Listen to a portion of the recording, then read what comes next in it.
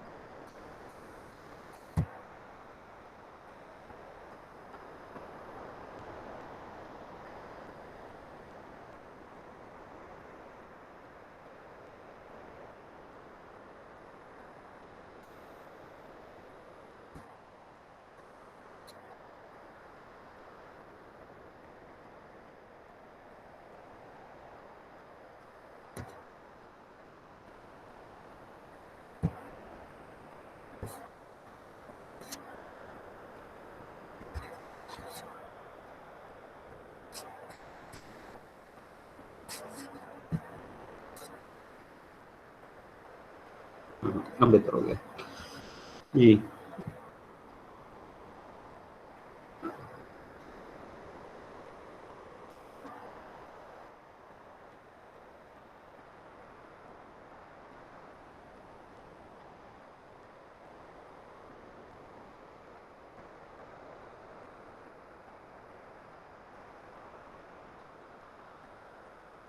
अच्छा फ्रेंड्स, हमने कहाँ तक पढ़ लिया था? मेरा ख्याल है हम वो कर चुके थे, स्ट्रेस ट्रांसफॉर्मेशन।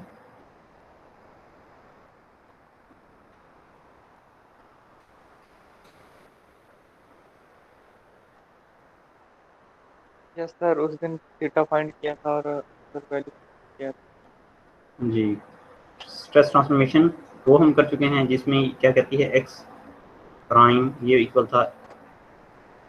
मैं क्विकली लिख दूं ताकि बाद में अगर यूज़ करनी हो तो मैं इधर से रेफर करके आपको बताता जाऊंगा।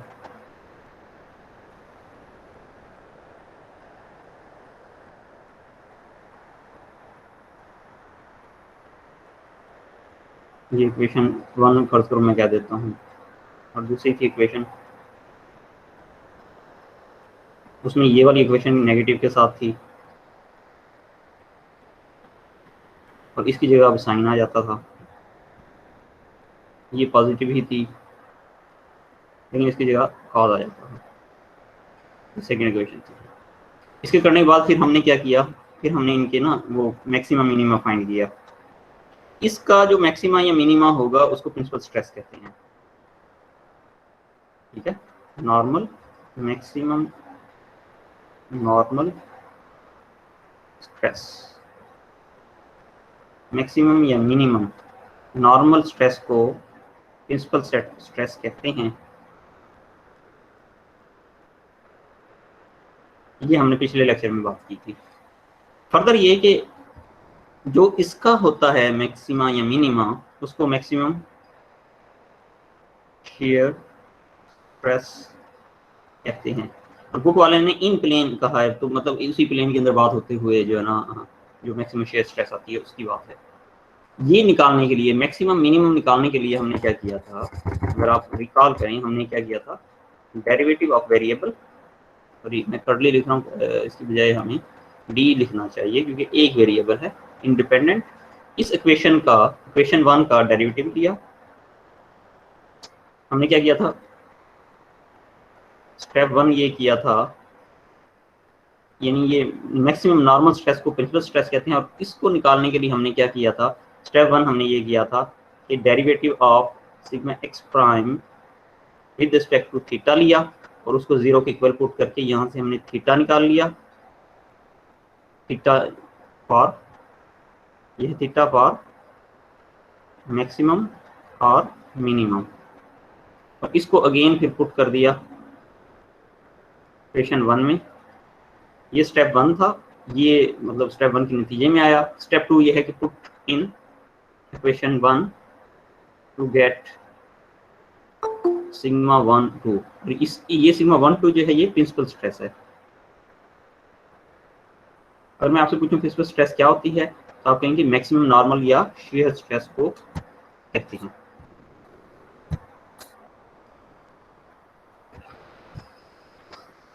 ये हमने किसके लिए किया था, इक्वेशन 1 के लिए। सिमिलरली हमने यही काम किया था इसके लिए भी मैं कलर चेंज करके बताऊँ आपको, हमने यही काम किया था, लेकिन इस पे भी किया था, इस पे भी हमने किया है यही काम। और वो काम कैसे किया था, वो हमने ऐसे किया था कि डेरिवेटिव लिया था एक्स प्राइम वाई प्राइम का with respect to theta is equal to 0 to get theta. And step 2 में हमने क्या किया था, अच्छा ये वाला जो है ना स्टेप 2 था, स्टेप 2 फॉर प्रिंसिपल स्ट्रेस। इसमें स्टेप 2, इसके स्टेप 2 में, ये स्टेप 1 हो गया, स्टेप 2 में क्या किया था हमने, पुट थीटा इन इक्वेशन 2। अच्छा इस थीटे को हम कहते क्या थे, ये मैं आपको अभी बता देता हूँ जस्ट। एक हम यहाँ से थीटा पी कहते थे प्रिंसिपल स्ट्रेस की वजह से, यानी यहाँ जो थीटा था इसको सिर्फ थीटा की बजाय थीटा पी कह देते थे, क्योंकि ये प्रिंसिपल स्ट्रेस के लिए था या नॉर्मल के लिए। और इसको थीटा एस कह देते थे शेयर की वजह से। ये मैं पिछले लेक्चर मैंने अपने नहीं देखे, यही हमने कन्वेंशन यूज किया बेटा, मुझे कंफर्म कर दें आप काइंडली।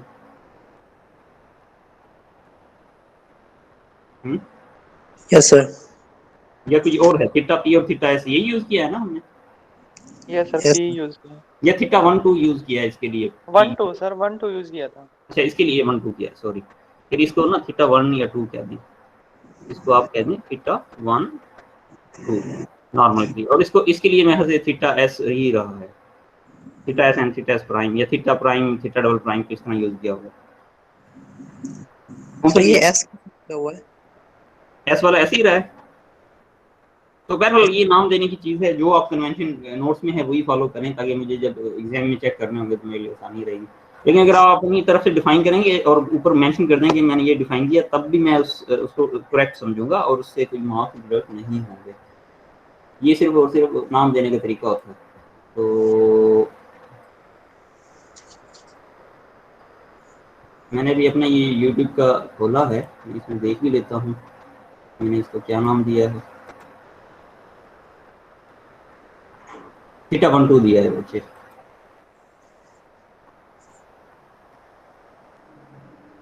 और दूसरे को थीटा एस दिया है, थीटा एस दिया है और थीटा पी दिया है, थीटा P1 और P2 दिया है नाम। इसको बेटा थीटा P1 और P2 कर दें, मैंने अभी वेरीफाई कर लिया अपने लेक्चर से। और इसको थीटा S1 एंड S2 कर लें, ठीक है। तो S का मतलब है शेयर के लिए है, P का मतलब है प्रिंसिपल स्ट्रेस। प्रिंसिपल जो होती है वो मैक्सिमम नॉर्मल या मिनिमम नॉर्मल स्ट्रेस होती है। इसमें कोई अभाम हो आपको, यहाँ तक हम कर चुके हैं, मिड यानी मैकेनिज्म मटेरियल 2 का यहाँ तक हम पढ़ चुके हैं। और ये जो मैंने सिर्फ ये 4 लाइनें लिखी हैं, ये अगर वैसे देखा जाए ये कोई 4 लेक्चर से भी ज़्यादा मुश्किल है ये चीज़ें, ऐसे ही है ना। ये ड्राइव कैसे हुआ, पूरा वो एलिमेंट लेते थे हम, सेक्शन उसके सेक्शन करते थे और फिर करके और आगे लेके चलते थे। अच्छा ये बताएं कि यहाँ तक कोई चीज़ समझने वाली हो तो मुझसे पूछें, नहीं तो फिर मैं आगे मूव करता हूँ। सर ये थीटा P1 और थीटा P2 का क्या मतलब है सर? ये अगर थीटा P1 यानी कि पुट करवाएंगे 9.1 में, इक्वेशन 1 में, तो हमारे पास मैक्सिमम स्ट्रेस आएगा, और थीटा P2 पुट कराएंगे तो हमारे पास मिनिमम स्ट्रेस आएगा, ऐसा ही है? जी बिल्कुल सही समझें, ऐसे ही है, ओके बिल्कुल सर। ऐसे ही है, सही सर ये समझें। चेंज हो सकता है कि आई थिंक यानी कि मिनिमम जो हो जाए वो P2 हो जाए और मैक्सिमम P1 हो जाए? यार ये ना उस वक्त होगा जिस वक्त आपने जिस वक्त वो सॉल्व करते हुए जो शुरू में किया है ना कन्वेंशन में, वो चीज़ें दी हैं, वहाँ कोई मिस्टेक होगी तब ये हो सकता है। लेकिन कुछ प्रॉब्लम ये होता है, लेकिन वो ना कि आपकी यानी क्या कहते हैं मैकेनिज्म मटेरियल की अंडरस्टैंडिंग की कहीं मिस्टेक की वजह से होता है। वैसे ये मतलब इस तरह मतलब हो जाता है इनिशियली, लेकिन आप जिस वक्त सेकंड टाइम इसको रिवाइज करते हुए न्यूमेरिकल करेंगे ना, फिर ये आपका मसला नहीं आएगा। Okay sir. यानी दूसरे फाज में मैं आपसे ये एक्सपेक्ट करूंगा कि P1 जो है वो आप सिग्मा 1 के साथ ही करें, यानी मैक्सिमम के लिए ही हो। आप जब डिफाइन करो आपका इतना मतलब आपको समझ आ जाए कि इसके अंदर स्ट्रेस की ये स्टेट बन रही है और यहाँ मैक्सिमम होगी, तो उसको फिर आप मैक्सिमम ना देंगे, ठीक है। Okay sir. और कोई क्वेश्चन?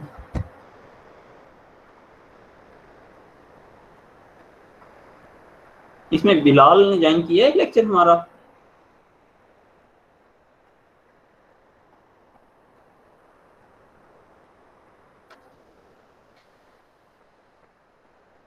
अच्छा, मैं ये कह रहा था ये हम कर चुके हैं, यहाँ तक आप लोग कर चुके हैं, अपने हाथ से गुजार चुके हैं, प्रैक्टिस कर चुके हैं इससे।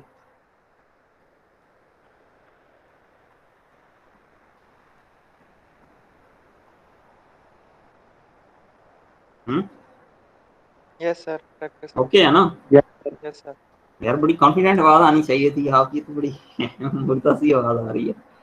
अच्छा, ये हम अगर कर चुके हैं ना बेटा, इसके बाद फिर ये है, ये जो हमने किया है ना जितना भी काम, इसे कहते हैं एनालिटिकल मेथड। इसे क्या कहते हैं? Analytical method. अब हम आगे मूव करने लगे हैं यार, अब हम आगे मूव करने लगे हैं। सेकंड मेथड है, उसका नाम है मोहर सर्कल। क्या है? Mohr circle. Mohr circle second method. ये पहला मेथड था, सेकंड मेथड जो है वो मोहर सर्कल का है, और ये हम करने लगे हैं। लेकिन ये प्रूव करना पड़ेगा कि मोहर सर्कल होता कैसे है।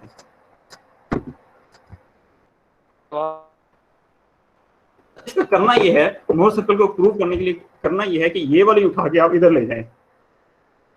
तो मैं आरसी हिबलर से दिखा सकूँ आपको। अब ये ऑनलाइन का कुछ फायदे भी हैं, अगर मतलब आप उसको उसी तरह यूज करें, तो हम वो करना चाह रहे हैं।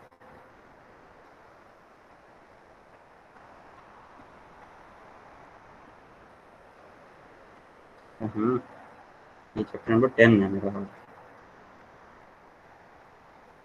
ये है ना मोहर सर्कल।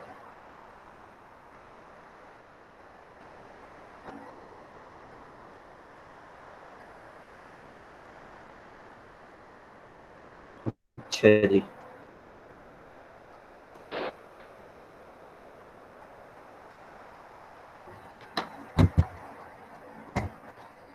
करना ये है, करना ये है। अच्छा, ये 10 पे चले गए, 9 चैप्टर में जाना, सॉरी।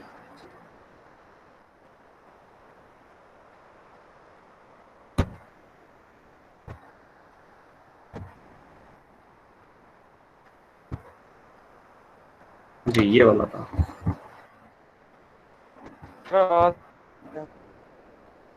तो बेटा कुछ पूछ रहे हैं आप? पूछें।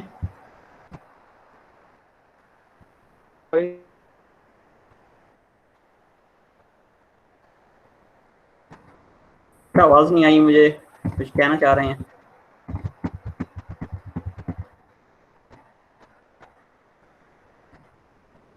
जी, ये है मोहर सर्कल। जी, कोई क्वेश्चन है बेटा आपका? पूछ लें।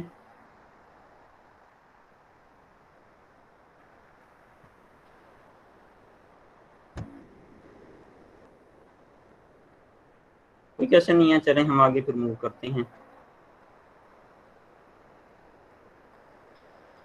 आई थिंक किसी का कोई क्वेश्चन नहीं है। ये क्या रोल नंबर क्या है?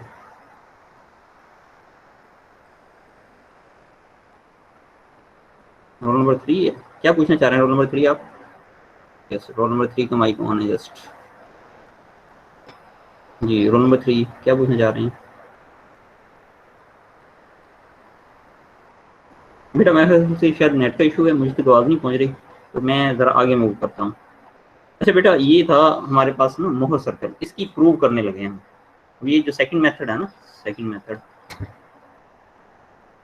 जो एनालिटिकल मेथड, ये था, ये इक्वेशंस वाला जो मेथड था, ट्रिग्नोमेट्री और सारे आपने डेरिवेटिव वगैरह लगा के जो करना था, वो एनालिटिकल मेथड था। अब है मोहर सर्कल का मेथड, कि आपने फाइंड करनी है मोहर सर्कल के थ्रू, और ये आसान है। ये है ग्राफिकल मेथड।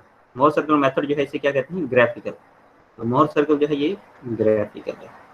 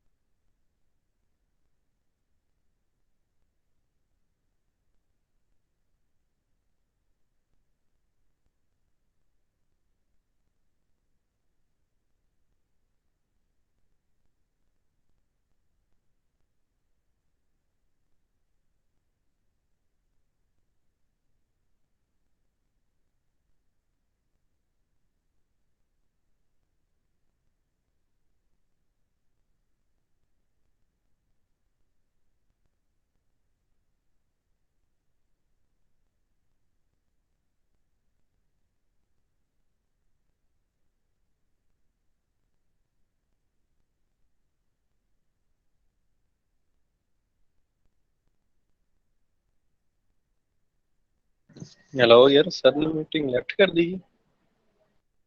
जी जी। यार कभी कभी इंटरनेट कनेक्टिविटी की वजह से ऐसा हो जाता है, कोई मिशन वेट कर लो।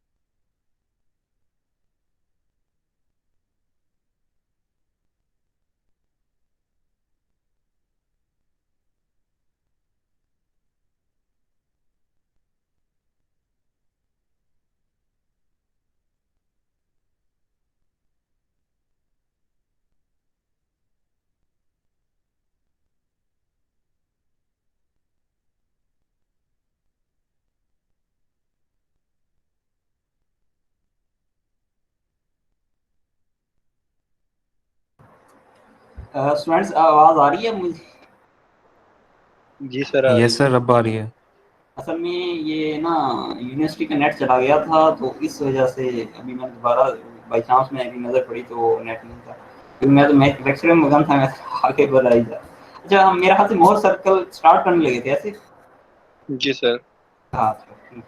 अच्छा, मोर सर्कल हम स्टार्ट करने लगे हैं। अब उसको स्टार्ट करते हुए मैं ये बता रहा था कि ये इक्वेशन 1 जो है, ये 9.1 जो भी इक्वेशन है, इस टर्म को उठा के अगर हम यहाँ लेते हैं, ठीक है, उसको ऐसे ही रहने दें, तो फिर क्या होगा?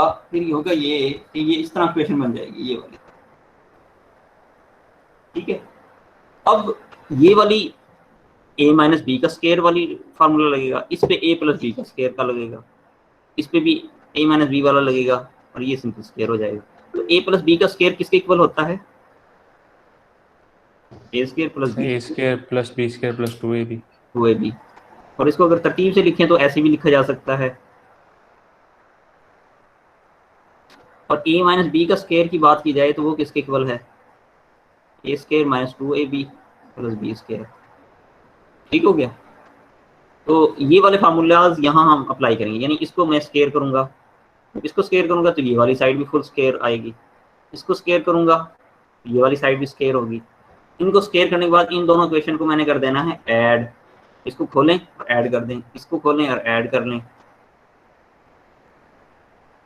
ठीक है। बल्कि इसको खोल, सॉरी, ये वाली साइड इसलिए नहीं खोलनी, सिर्फ ये वाली साइड खोलनी है जो साइन काज वाली है। और उसकी भी वजह ये है कि इस पे ना आखिर में एक फार्मूला लगेगा जो कि sine square theta plus cos square theta is equal to जी बच्चे किसके इक्वल होता है? ये 1 होता सर। ये 1 होता है, ये ट्रिग्नोमेट्री। ये लगाने की वजह से हम ना इसको वो करेंगे। तो बेसिकली होगा क्या, ये वाली जो टर्म है ना, ये वाली टर्म, इसको कहते हैं sigma average, sigma x plus sigma y divide by 2, इसके कहते हैं सिग्मा एवरेज, ठीक है। ये हमारी जो नॉर्मल स्ट्रेस है उसकी एवरेज होती है। ठीक हो गया। तो ये वाली साइड जो है इसमें आपने ऐसे ही रहने दिया, इसकी जगह क्या आ जाएगा? Just sigma average. और ये वो वाली जो साइड रहेगी इसको आप फर्ज करें, इसको आप क्या देते हैं? R square. तो आर की वैल्यू क्या आ जाएगी? इसका स्क्वायर रूट। इस सारे के इस फॉर्म में लाने का पर्पज, यानी ये स्केयर करके ऐड करने का पर्पज ये था कि हम इस जो इक्वेशंस हैं इनको ग्राफिकली, ये सर्कल की इक्वेशन है, ये स्पीक करती हैं, ये इक्वेशन ये स्पीक करती हैं कि इनको रिलेट किया जा सकता है सर्कल के साथ। इसको प्रूव करने के लिए हमने ये किया कि पहले इधर लेके गए, फिर स्केयर किया, इसको भी स्केयर किया, फिर एडअप किया, एडअप में ये वाली टर्म ऐसे ही रहने दी, इनको अगर हम ये साइंस के theta plus cos theta is equal to 1 वाली आइडेंटिटी यूज करके आखिर में आपके पास ये आएगा। अच्छा, जो दूसरी थी ना टर्म, क्या कहती हैं, जो इन दोनों के मल्टीपल, यानी सिग्मा और टा का आपस में मल्टीप्लिकेशन वाली टर्म थी, वो बेसिकली आपस में एक प्लस में आएगी, माइनस में आएगी और कैंसिल आउट हो जाएगी, ऐसे है। इस वजह से वो आखिर में फाइनल रिजल्ट में नहीं आएगी। आप इसको सॉल्व करते हुए डिटेल में लिखेंगे, पहले यानी ये स्टेप लिखेंगे, फिर उसके बाद दूसरे स्टेप में उधर लेके जाएंगे, तीसरे स्टेप में स्केयर करेंगे, चौथे स्टेप में से खोल लेंगे, फिर उसको ये वाली इक्वेशन लेंगे, इसका स्केयर लेंगे, इसको खोलेंगे, फिर उन दोनों इक्वेशन को ऐड करेंगे, यानी कोई 10-12 स्टेप बन जाएंगे। जो क्योंकि मैंने टाइम बचाना है पढ़ाते हुए, इसलिए मैंने आपको तरीका बता दिया। तो यहाँ से क्या होगा कि ये वाली साइड जो है, ठीक है, ये जो इक्वेशन की है ना इसकी, x माइनस एच का square plus y minus a का square is equal to r का स्क्वायर कह लें, या इसको फर्दर r से डिवाइड करें तो 1 के इक्वल आ जाता था। और इसकी बिल्कुल शॉर्ट फॉर्म जो आती थी ना वो x square plus y square is equal to 1, ये हम कहते हैं इक्वेशन ऑफ सर्कल। याद है, छठा चैप्टर होता था सेकंड ईयर का, कोनिक सेक्शन वाला, उसमें हम पढ़ते थे। बहरहाल इसमें ये जो h और k है ना, h और k ये इसके कोऑर्डिनेट हो जाते थे, coordinate of centre of circle, ये सेंटर के कोऑर्डिनेट हो जाते थे। तो ये वाला थोड़ा ब्रीफ, अगर आपको ये फर्दर डिटेल में पढ़ना है तो मैं रेफर करूँगा आपको ना एफएससी की जो आपने पढ़ी है छठा चैप्टर, उसकी ये सर्कल वाला थोड़ा सा पढ़ लीजिएगा आर्टिकल, तो आप उसमें आ जाएगी। अच्छा, ये बताने का पर्पज़ ये था, ये बताने का पर्पज़ ये था कि यहाँ से आप सेंटर के जो कोऑर्डिनेट हैं वो क्या आएंगे। अब ये है पहली टर्म, ठीक है, यानी x माइनस दिस, तो सेंटर के कोऑर्डिनेट थे h और, तो यहाँ जो सेंटर के कोऑर्डिनेट होंगे वो क्या हो जाएंगे, सेंटर। इस इक्वेशन को देखते हुए एक तो आ जाएगा सिग्मा एवरेज और दूसरा आ जाएगा 0।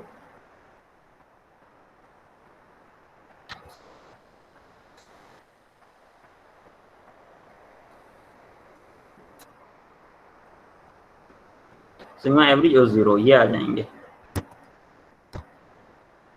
ठीक है। तो ये आपका जो है ना प्रूव हो गया है कि बाकी ये इक्वेशन जो हैं ये आप सर्कल में प्रेजेंट कर सकते हैं। ये क्योंकि एक साइंटिस्ट था, जर्मन इंजीनियर था, ऑटो मोहर। कौन सा था, जर्मन था, और उसका नाम क्या था, ऑटो मोहर। उसने ये डेवलप की थी, इस वजह से इसको ना वो दे देते हैं मोहर सर्कल नाम। लेकिन इसको एस्टेब्लिश करने का एक तरीका है, वो तरीका ये है, मैं इधर तो आप ही थोड़ा सा कर देता हूँ। वैसे मैंने उधर नंबर ऑफ स्टेप उधर सारे मेंशन किए हुए हैं जो मेरी वीडियोस हैं उसमें, लेकिन यहाँ जस्ट ब्रीफली समझाने के लिए मैं जो है ना ड्रॉ कर देता हूँ। आपने ये लेना है एक एक्सिस, इसको नॉर्मल स्ट्रेस की एक्सिस और इसको shear स्ट्रेस की एक्सिस कहते हैं।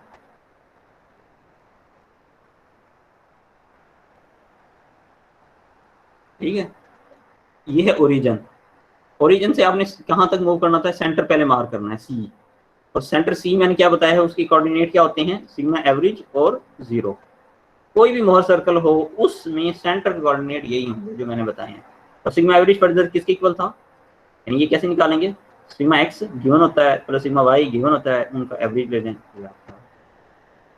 ठीक हो गया। तो इसका क्या करेंगे, पहले यहाँ सेंटर मार्क कर लेंगे जो कि होगा at sigma average and comma 0। 0 का मतलब क्या है कि टॉ, यानी ये सिग्मा एक्सिस पे होगा। अगर ये यहाँ होता इसका मतलब ये होता कि टॉ जो है वो 1 है, यानी ये यहाँ अगर मैं ये ड्रा करता तो ये सिग्मा एवरेज इंटू 1 आ जाता। लेकिन ये वाला क्योंकि दूसरा कोऑर्डिनेट है 0 है, क्यों 0 है ये उसकी वजह भी मैंने बता दी कि ये था हमारे पास equation x minus H square plus Y minus K square. इसमें h और k जो हैं ये सेंटर होते हैं कोऑर्डिनेट के। इस इक्वेशन को देखते हैं तो ये इसमें से माइनस हो रहा है, इसमें से कोई माइनस नहीं हो रहा था, इसका मतलब है टॉ में 0 है। ठीक है, टॉ वाला कोऑर्डिनेट यानी सेकंड कोऑर्डिनेट जो है वो 0 है। ये 0 है तो फिर अब मैं यहाँ गया दोबारा इस पे, तो पता चला कि ये इसी एक्सिस पे आएगा जो सिग्मा वाली है, नीचे वाली एक्सिस पे अगर ड्रा किया तो वो गलत हो जाएगा। इसलिए नीचे वाली एक्सिस मैंने आपको बता दी ये गलती है, ये नहीं करनी, क्योंकि टॉ 0 है सेंटर के लिए। अच्छा, ये एक आपको पता चल गया। अच्छा, अब दूसरा ये कि अगर आपको रेडियस चाहिए, रेडियस किस इक्वल है,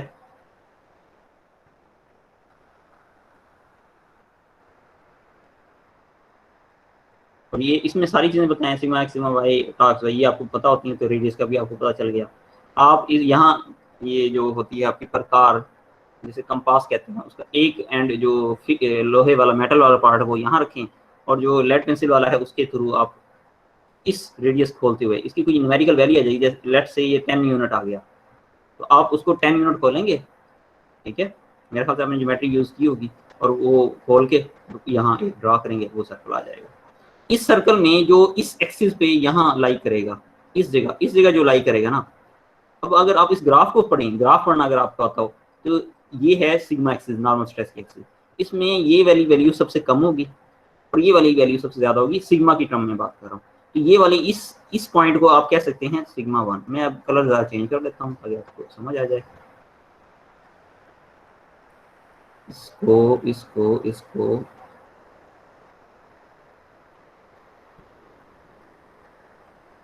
इसको कहेंगे सिग्मा 1 और ये वाली क्योंकि मिनिमम वैल्यू होगी इसे कहेंगे सिग्मा 2। इसी तरह वर्टिकल एक्सिस के अलॉन्ग, ये वर्टिकल है, इसके पैरेलल एक एक्सिस करें। अच्छा ये मैंने सर्कल सही नहीं ड्रा किया, मैं ना इसको दोबारा ड्रा करने की कोशिश करता हूँ।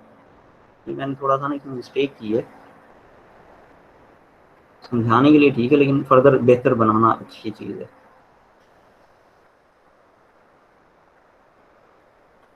ये हमारी एक्सिस है सिग्मा वाली, ठीक है। अगर ये सर्कल है अगर ये बन रहा है, ये सेंटर है, तो यहाँ से यहाँ तक डिस्टेंस और यहाँ से यहाँ तक डिस्टेंस सेम होगा, ठीक हो गया। इसी तरह यहाँ से लेके यहाँ तक डिस्टेंस और यहाँ से यहाँ तक डिस्टेंस सेम होगा, मतलब रेडियस के इक्वल होगा सारा, सेंटर से रेडियस के इक्वल होगा। ओरिजिन से क्या वैल्यू आएगी वो आप ग्राफ रीड करेंगे। ओरिजिन से क्या वैल्यू आएगी आप क्या रीड करेंगे जी स्टूडेंट्स? ये सर ग्राफ रीड करेंगे सर, ग्राफ सेंटर से तो आर पे होगा और आर क्या है वो आपको यहाँ से पता चल गया है, लेकिन ओरिजिन से क्या वैल्यू आएगी वो आप ग्राफ रीड करेंगे। तो अगर ग्राफ रीड करते हुए ये करें, ये सिग्मा की मिनिमम वैल्यू होगी, ये सिग्मा की मैक्सिमम, और जिस सिग्मा की मैक्सिमम वैल्यू है उसको सिग्मा 1 कहा है और जिस सिग्मा की मिनिमम वैल्यू है सिग्मा 2 का है, और ये इक्वली डिस्ट्रीब्यूट होगा यहाँ से यहाँ तक, ठीक है। यानी सेंटर से इतना इधर होगा उतना ही आर इतना। अच्छा, और अगर टा की बात की जाए, अब टा ये है वर्टिकल एक्सिस, टा की पॉजिटिव टा डाउनवर्ड है, ये याद रखिएगा। ऊपर जो यहाँ जो टा होगा वो नेगेटिव होंगे, नीचे वाले पॉजिटिव होंगे। अच्छा जी, अब जो ये वर्टिकल एक्सिस इसके पैरेलल एक एक्सिस आप ड्रा करें जो सेंटर में पास करे, ठीक है। ये सर्कल थोड़ा सही नहीं बना हुआ, अगर सही बना होता तो ये वाला जो पॉइंट है, ये वाला पॉइंट, इस पे टा की मैक्सिमम वैल्यू आएगी, इसे कहेंगे टा मैक्स, ठीक है। और यहाँ जो होगा ये टा मीन होगा। अच्छा, इसमें अगर आपसे ये पूछा जाए कि जिस पॉइंट पे, जिस प्लेन में, अच्छा ये हर पॉइंट ना, ये जो पॉइंट मोहर सर्कल का पॉइंट है, लेकिन एलिमेंट पे बात की जाए, जो एलिमेंट हमने बनाया था उस पे ये एक प्लेन है, हर एक पॉइंट जो इसकी पेरीफेरी पे मौजूद होगा, सर्कल के मुहित पे या इसकी पेरीफेरी पे जो मुहित होगा, सरकमफ्रेंस पे, सर्कल के सरकमफ्रेंस पे जो मौजूद होगा, पेरीफेरी पे मौजूद होगा, हर पॉइंट वो एक प्लेन होगा। प्लेन का मतलब 2D होगा, 2D, समझे। तो मैं ये अर्ज कर रहा था कि जो ये प्लेन है जिसपे सिग्मा 1 है, या मतलब वहाँ शेयर 0 होगी। तो इससे हमें ये पता चला कि जहाँ प्रिंसिपल स्ट्रेस या मैक्सिमम नॉर्मल स्ट्रेस होती है वहाँ शेयर 0 होती है, वहाँ शेयर 0 होती है। ये ग्राफ यही बता रहा है। इसमें कोई क्वेश्चन हो?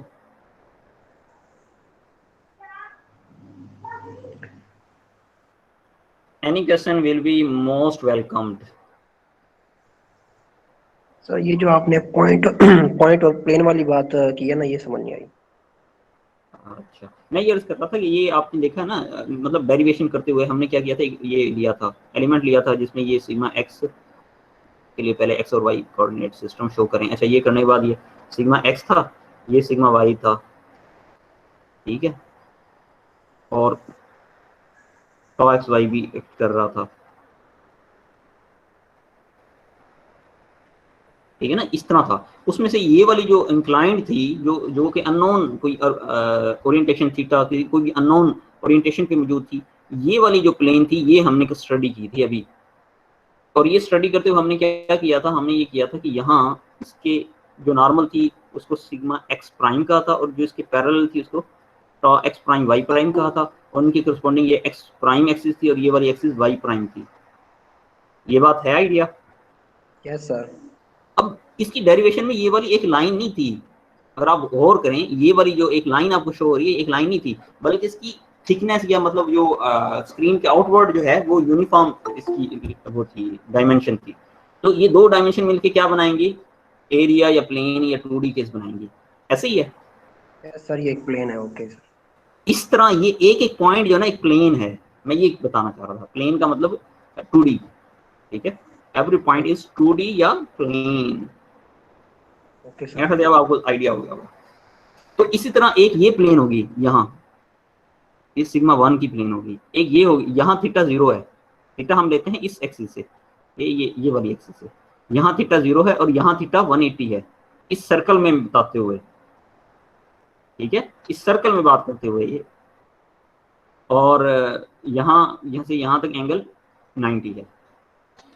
अच्छा, एंगल की चलो बाद में बात करता हूँ, अभी मैं सिर्फ आपको ग्राफ पढ़ना सिखा रहा था, क्योंकि ये बच्चों का ग्राफ वीक होने की वजह से ना बहुत सी, यानी पिछले सेशन का मेरा तजर्बा है वो नहीं पिक कर पाते थे, चीज़ें बड़ी आसान होती थी, क्योंकि ग्राफ बनने के बाद अब ग्राफ को रीड करना है, और लेकिन वो ग्राफ रीड करने से आपको जो मालूमात मिलेंगी वो मैकेनिकल मटेरियल ट्यूब की मिल रही होंगी।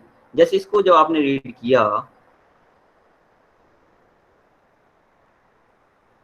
जैसे आपने इसको जब रीड किया तो पता चला कि यहाँ सिग्मा 1,0 है। 0 क्यों है? क्योंकि ये किस लाइन पे वाक़ है, जो कि ये हॉरिजॉन्टल एक्सिस है, सिग्मा एक्सिस है, ये सिग्मा एक्सिस या हॉरिजॉन्टल एक्सिस है, ये वाली टॉ एक्सिस थी, पॉजिटिव टॉ एक्सिस।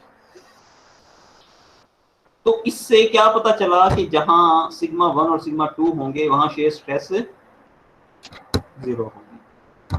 तो मैं लिख दूं, वो प्लेन जिस पे प्रिंसिपल स्ट्रेस होती हैं उसको प्रिंसिपल प्लेन कहते हैं, और प्रिंसिपल प्लेन में शेयर स्ट्रेस 0 होती है।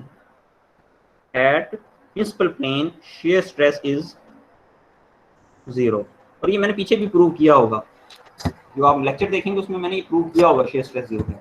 अब मैं ग्राफ से सर प्रूव किया हुआ है। बिल्कुल बिल्कुल, ग्राफ से मैं बता रहा हूँ कि सिग्मा 1 कहाँ लाई कर रहा है, यहाँ इस पॉइंट पे, और इस पॉइंट पे यानी ये टॉ की क्या वैल्यू है 0, इसलिए शेयर 0 है, और इस पॉइंट पे मिनिमम है, इस पे भी टॉ 0 है। ये बात समझ आ गई।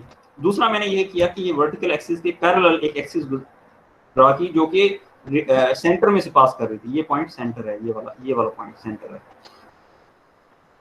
सेंटर में से जब पास कर रही है, इसका ये नीचे जो पॉजिटिव टॉ एक्सिस के अलोंग पॉइंट है, ये टॉ मैक्स का पॉइंट है, और ये वाला टॉ मीन का है। लेकिन अगर मैं इसको इस जैसे ये दो में मैंने लिखा था, पहला जो था वो सिग्मा को बताता था, दूसरा 0 को, तो इसमें पहला पॉइंट जो है वो क्या होगा, sigma average sir.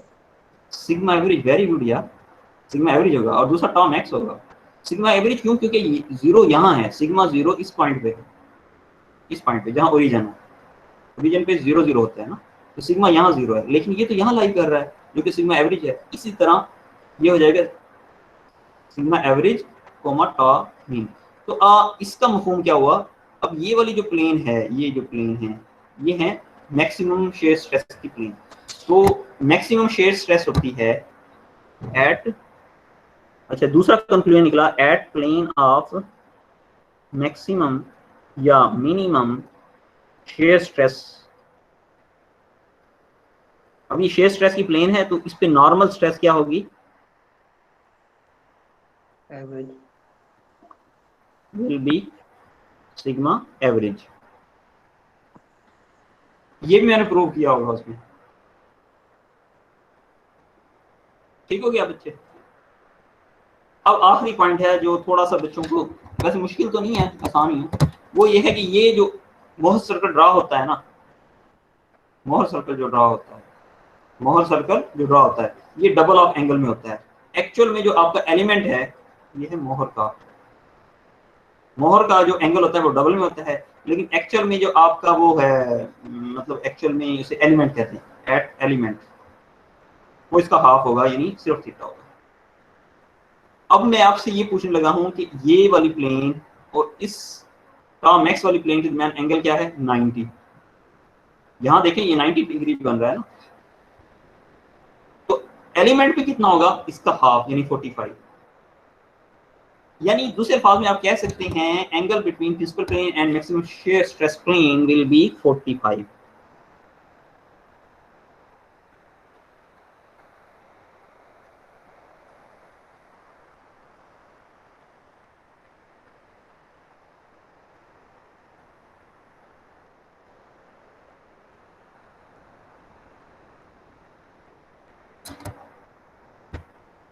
is 45 degree on element। और मोहर सर्कल पे क्या होगा, इसका डबल 90। लेकिन आपसे अगर क्वेश्चन किया जाए वो एलिमेंट वाइज ही क्वेश्चन होता है, तो आपने उसका आंसर 45 दिया। जी बेटा, अब मैं तकरीबन मोहर सर्कल सारा एक्सप्लेन कर चुका हूँ। इसमें अगर आपको कोई पॉइंट है पूछ लें, कोई कोई क्वेश्चन है आप पूछें काइंडली। तो 45 वाले एंगल की समझ नहीं आई कि वो किधर होता है, एक बार दोबारा बेटा बात यह है कि चलो ठीक है, एक ये क्वेश्चन आ गया, इसके अलावा कोई और बात?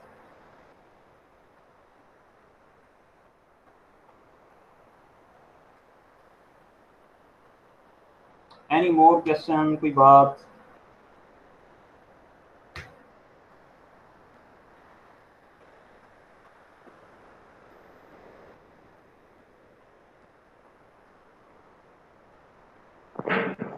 सर जो हमने यानी कि टॉम एक्स की वैल्यू तो निकाली है, लेकिन टॉम इन की वैल्यू जो ड्राइव नहीं की है ना।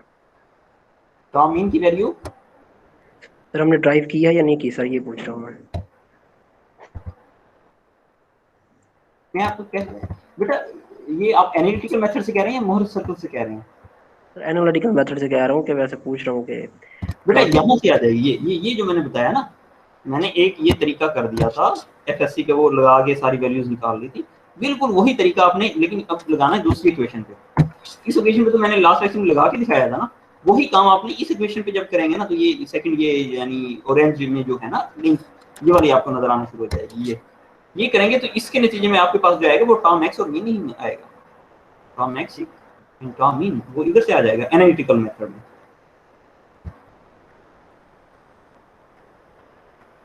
ये मैंने यानी ये एक लाइन लिख दी, बेसिकली पूरा प्रूव है, पूरा फुल फ्लैज एक लेक्चर है ये।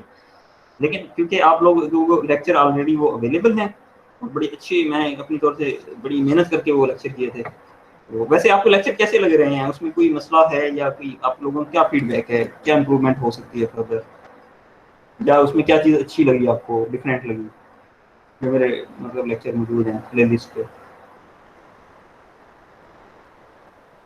सर वैसे तो एक बार इधर भी पढ़ लेते हैं उधर भी पढ़ लेते हैं तो अच्छी तैयारी होगी।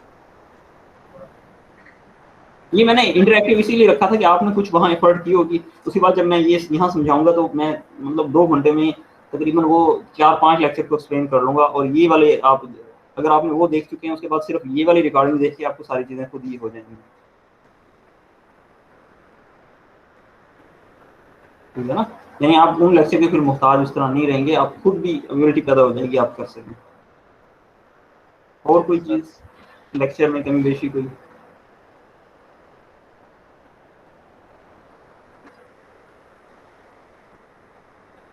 You are free to say anything. You are free to comment.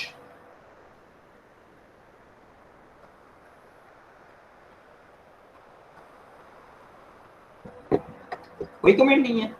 कहीं इंटरनेट तो नहीं चला गया?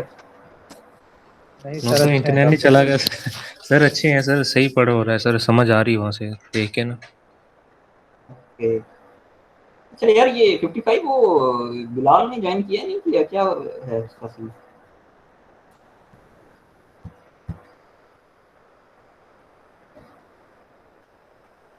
बिलाल ने ज्वाइन किया नहीं किया? 19 रोल नंबर मुझे तो नजर नहीं आ रहा इधर सर, शो तो नहीं हो रहा है ना? अच्छा बच्चे चैट में अपने अपने रोल नंबर ना मैसेज कर दें मुझे। सर वो 45 एंगल वाला पूछा था। हाँ जी, मैं अभी बताता हूँ बेटा, वो एंगल वाला मैं बताना, लेकिन उससे पहले मैं ये देख लूँ कि आप अभी तक तो पिक कर चुके हैं ना। एंगल वाला आखिरी चीज़ है, वो बताने लगा हूँ। अच्छा, सब लोग अपने मैसेज कर चुके हैं। चलें, जिन्होंने नहीं किया रोल नंबर वो भी मैसेज उसमें टेक्स्ट बॉक्स में भेजें।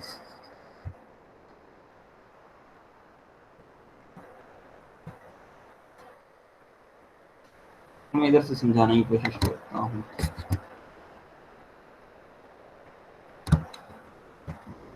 बेटा ये एलिमेंट है, ये इसे क्या कहते हैं? एलिमेंट।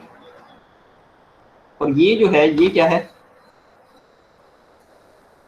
ये मोहर सर्कल है, ठीक हो गया? मोहर सर्कल ना डबल एंगल पे होता है, ये मैं आपको इंफॉर्मेशन दे रहा हूँ, आपको इसको गेन करने के, डबल होता है एंगल इस पे।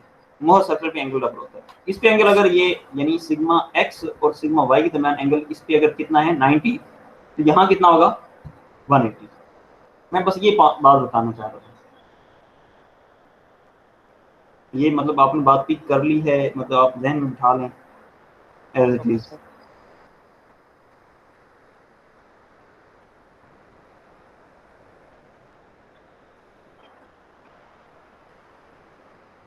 ये बात समझ आ गई है? Yes sir. अच्छा, फिर क्या होगा अगर हम यहाँ जो ये स्टेट है, ये सिग्मा एक्स और टाइम एक्स वाई है, ये वाला पॉइंट, ये यानी इस प्लेन पे जो कि इस जहाँ ये अलोंग एक्स एक्सिस वाली जो प्लेन है, वैसे मैंने आपको बताया था कि इसकी अगर ये 3D केस लिया जाए तो यहाँ जो प्लेन है उसका आउटर नॉर्मल एक्स एक्सिस है, तो उस प्लेन को एक्स प्लेन कहते हैं, और जो यहाँ प्लेन थी वो नेगेटिव एक्स प्लेन थी, और ये वाली प्लेन पॉजिटिव एक्स प्राइम, बल्कि एक्स प्राइम की बजाय ना इसको वाई आप लिख लें, वाई है ना।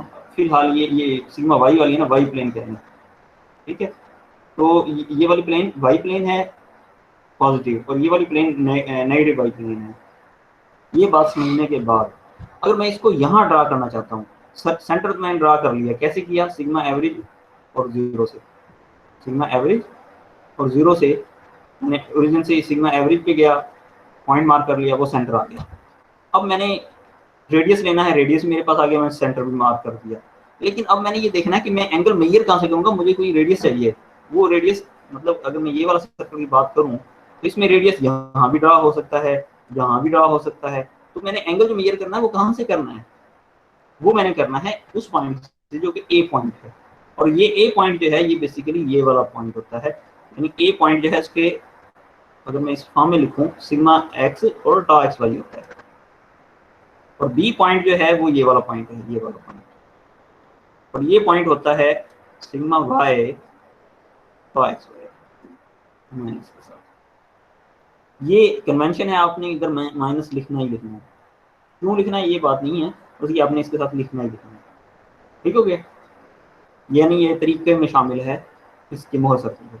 तो ए पॉइंट को अगर मैं मार्क करने लगूंगा तो क्या करूंगा, इस ग्राफ को मैं रीड करूंगा, एक्स एक्सिस के यहाँ से लेके यहाँ तक कितना होना चाहिए सिग्मा एक्स, फिर उसके बाद यहाँ से लेके यहाँ तक कितना होना चाहिए टॉ एक्स वाई। नीचे क्योंकि डाउनवर्ड पॉजिटिव था इसलिए मैं नीचे आया।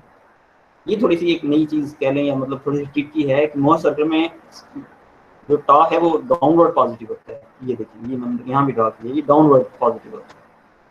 अच्छा, ये ए पॉइंट आ गया, बी पॉइंट मार्क करना है। बी पॉइंट के लिए सिग्मा वाई, यहाँ से मैंने रीड किया, यहाँ तक गया, ये सिग्मा वाई हो गया। फिर मैं यहाँ से लेके माइनस ट्राई एक्स वाई, यहाँ से लेके यहाँ तक गया, ये वाला पॉइंट बी पॉइंट आ गया मेरे पास। इन दोनों पॉइंट्स के अगर ज्वाइन किया जाए तो ये जो लाइन बनेगी इस पे यहाँ से लेके यहाँ तक एंगल टोटल कितना होगा 180, और इस एलिमेंट पे देखें तो एक्स और वाई के दरमियान एंगल कितना है 90। ये भी इस चीज को बता रहा है कि आपके पास एलिमेंट पे एंगल थीटा होता है और इस पे डबल ऑफ थीटा होता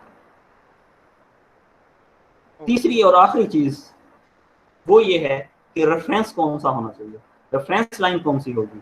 तो बच्चे रेफरेंस लाइन जो है वो इस सी से और ए तक जो लाइन है ये वाली लाइन, ये रेफरेंस होगी। अब मैं अगर ये कहूँ कि मैंने एंगल फाइंड करना है मैक्सिमम नॉर्मल स्ट्रेस वाला, यानी ये सिग्मा 1 था, सिग्मा 1 वाली लाइन ये होगी और रेफरेंस लाइन ये है, इन दोनों के दरमियान ये जो एंगल होगा ये 2 ऑफ थीटा P1 होगा। थीटा P प्रिंसिपल स्ट्रेस के लिए, 1 मैक्सिमम है, 2 इसलिए कि मोहर सर्कल पे है। तो ये इस रेफरेंस एक्सिस से यहाँ तक का एंगल क्या होगा 2 ऑफ थीटा P1। और अगर मैंने इसका पॉइंट फाइंड करना है तो ये वाला एंगल होगा फ्रॉम हेयर टू हेयर। ये देखें, ये रेफरेंस लाइन CA से यहाँ तक एंगल बनेगा, और वो एंगल क्या होगा, वो एंगल अगर आप गौर करें उसे कहेंगे 2 थीटा P2। ये बेसिकली देखा जाए अगर गौर करें तो वो इक्वल होगा 180 प्लस 2 थीटा P1। इसका मतलब ये होगा कि थीटा P1 और थीटा P2 के दरमियान एंगल जो है वो क्या है 90 है, और डबल ऑफ इनके दरमियान एंगल कितना है 180। डबल का मतलब आप मुआवजा करते हैं। सिर्फ और सिर्फ थीटा P1 थीटा P2 की बात की जाए तो फिर क्या है उसके दरमियान एंगल 90।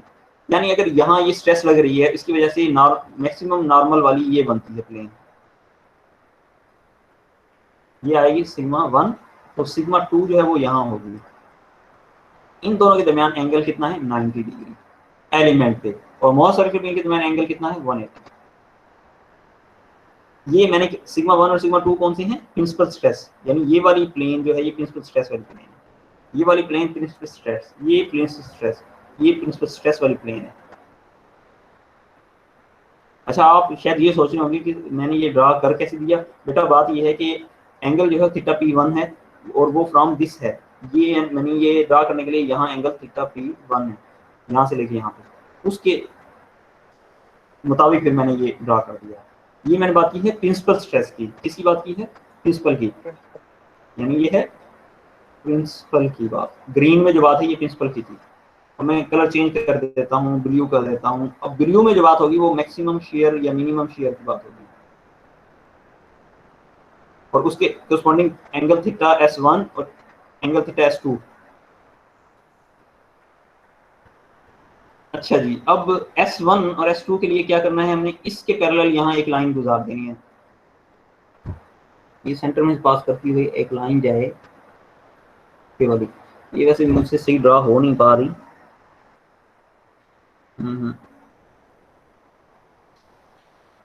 उसमें पसीना आया हुआ है हाथ पे, वो सही तरह ड्रा हो नहीं पा रहा। ये बेसिकली मैं ये चाह रहा हूँ कि आपको मैं ये शो कराऊं कि इस मोहर सर्कल के इस सेंटर के में से इस वर्टिकल एक्सिस के पैरेलल एक एक्सिस जो है हटा दिया है, हाँ ये लाइन है। यहाँ जो वैल्यू आएगी वो क्या होगी, टॉ मैक्स होगी, यहाँ जो वैल्यू होगी वो टॉ मीन होगी, और ये होगी किसके इक्वल, यहाँ से लेके यहाँ तक डिस्टेंस कितना है, रेडियस, तो टॉ मैक्स और मीन इनकी वैल्यू किसके इक्वल आएगी, रेडियस के इक्वल होगी। ये तो हमें पता चल गया है। अब दूसरी चीज ये थी कि जैसे हमने ये रेफरेंस लाइन ली थी, ये वाली, इस रेफरेंस लाइन से यहाँ तक का जो एंगल होगा वो क्या होगा, और यहाँ तक का एंगल क्या होगा। तो बेसिकली यहाँ से लेके यहाँ तक एंगल जो होगा ये 2 थीटा S2 होगा, और यहाँ से लेके यहाँ तक का जो एंगल होगा वो 2 थीटा S1 होगा। S2 और S1 के दरमियान एंगल कितना है, अगेन थीटा S1 S2 के दरमियान एंगल कितना होगा, मोहर पे सर 90 है, मोहर पे 90 है, 180 नहीं होगा, मोहर पे 180 है बेटा। सर 180 होगा। देखिए आप, ये हमारा रेफरेंस था, जाना हमने काउंटर क्लॉकवाइज है इसलिए मैं काउंटर क्लॉकवाइज दिया हूँ। अच्छा, कभी कभी हम ऐसे करते हैं, ये वाला एंगल फाइंड करके और फिर उसको 180 में माइनस करके फिर दोबारा, बेसिकली वो हम यही बना रहे होते हैं काउंटर क्लॉकवाइज, यानी इस एक्सिस से काउंटर क्लॉकवाइज जाएं तो ये वाला बन गया 2 थीटा S2, क्योंकि मिनिमम के साथ था, और मैक्सिमम के साथ जो है वो S1 2 थीटा S1 ये आएगा। ठीक हो गया। तो इसके दरमियान एंगल जो है, यानी ये S1 है, सॉरी S2 2S2 ये है ये वाला, और ये 2S1 वाला है, इन दोनों के दरमियान एंगल जो है वो 180 है, स्ट्रेट लाइन। तो इन एलिमेंट पे इनके दरमियान एंगल कितना हो जाएगा, यानी डबल ऑफ के दरमियान एंगल 180 है, तो इन दोनों के दरमियान एंगल कितना होगा, सर 90 हो जाएगा, 90 होगा। अच्छा जी, लेकिन अब एक और मजे की चीज भी है, वो मैं आपको से शेयर करना चाह रहा हूँ। वो ये है कि थीटा 2 थीटा P1 और 2 थीटा मतलब इसको अगर प्लेन लिया जाए, इस केस में वैसे यहाँ है, लेकिन जस्ट मैं जनरल बात करते हुए कहूँ कि ये वाली अगर मैक्सिमम या मिनिमम वाली प्लेन है, मैक्सिमम या मिनिमम, और ये वाली प्लेन प्रिंसिपल वाली है, मैक्सिमम या मिनिमम प्रिंसिपल प्लेन की बात है ये वाली, और ये वाली मैक्सिमम या मिनिमम शेयर की दरमियान, इन दोनों के दरमियान एंगल कितना है, यानी एक इस तरह है दूसरा इस तरह है, इस और इसके दरमियान एंगल कितना है, ये वाला एंगल कितना है 90, ये है मोहर पे।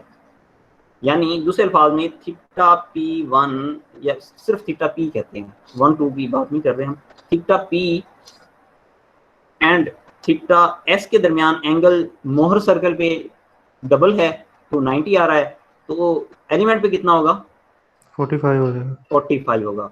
इसका मतलब ये होगा कि अगर ये वाली प्लेन जो है वो, ये वाली जो प्लेन है ये वाली जिसका आउटर नॉर्मल ये 1 एक्सिस, ये 1 एक्सिस है, 1 एक्सिस के अलॉन्ग है इसका आउटर नॉर्मल, इससे फर्दर आप 45 मजीद रोटेट करें, इससे अगर मैं 45 रोटेट करूं तो मेरे पास ये बनती है ये वाली, तो ये इस तरह करके बनेगी। अब ये वाली जो प्लेन है इसमें जो ये आ रही है शेयर, ये शेयर कहलाएगी टा मैक्स या मिन, और यहां जो नॉर्मल आएगी वो आएगी सिग्मा एवरेज। अच्छा ये आप ये लाजिमी नहीं एक्स और वाई के लॉन्ग हो, नहीं लाजिम नहीं है, बस मैं ये बताना चाह रहा हूँ कि ग्रीन और ब्लू जो प्लेन है, ग्रीन वाली प्लेन कोई इस तरह करके है, तो मैं ग्रीन कलर से ही ड्रा करता हूँ। ग्रीन वाली जो प्लेन है अगर मैं वो ड्रा करूँ अगर ग्रीन वाली ड्रा करूँ वो कोई इस तरह है, ठीक है। इससे फर्दर आप मूव कर दें 45 डिग्री, तो जो दूसरी प्लेन बनेगी वो कुछ इस तरह बनेगी।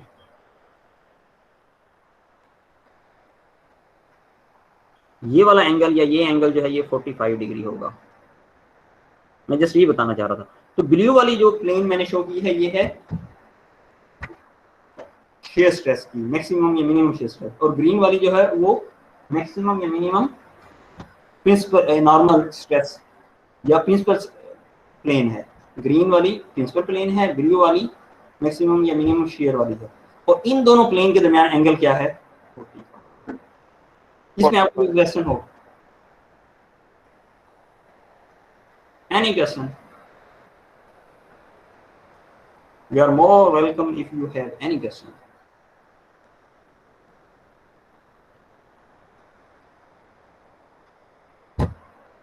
Any question? कोई क्वेश्चन नहीं है? नेट तो नहीं चला गया? नेट तो है। नो सर, नेट है, क्वेश्चन नहीं है। No question. अच्छा ये शायद आपको थोड़ा सा रोटेट वाले समझ ना आए हों, इसलिए हम जो है ना अभी न्यूमेरिकल की हेल्प ले लेते हैं ताकि ये वाली चीज़ें जो है वो न्यूमेरिकली हम जो है ना एड्रेस कर सकें, न्यूमेरिकल या एग्जांपल कोई सॉल्व किए उसमें।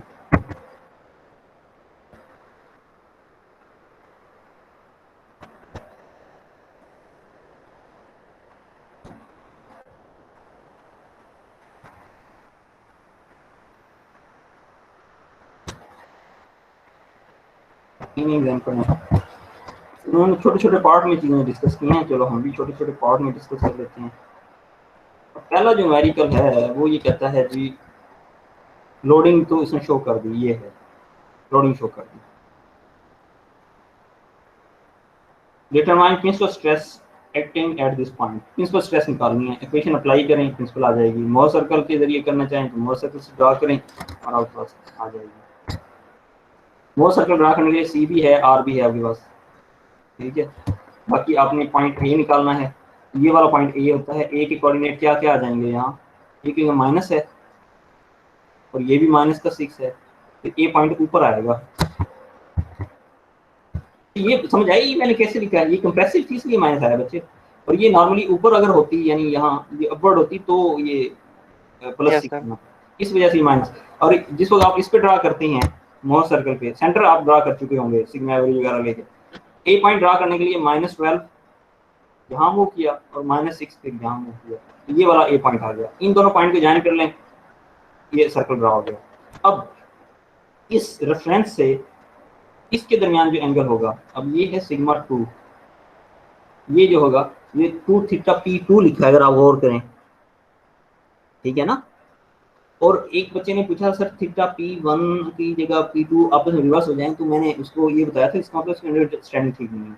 मतलब ये कि वो इसको अगर थीटा 1 समझ ले, जबकि मोहर सर्कल में अगर आप देखें तो आप ओरिजिन से जहाँ जाएंगे तो पॉजिटिव वैल्यू होगी। पॉजिटिव वैल्यू मतलब देखा जाए वो फर्स्ट करो ये +5 है और ये वाली -15 है, तो +5 बड़ा होता है या -15 बड़ा होता है?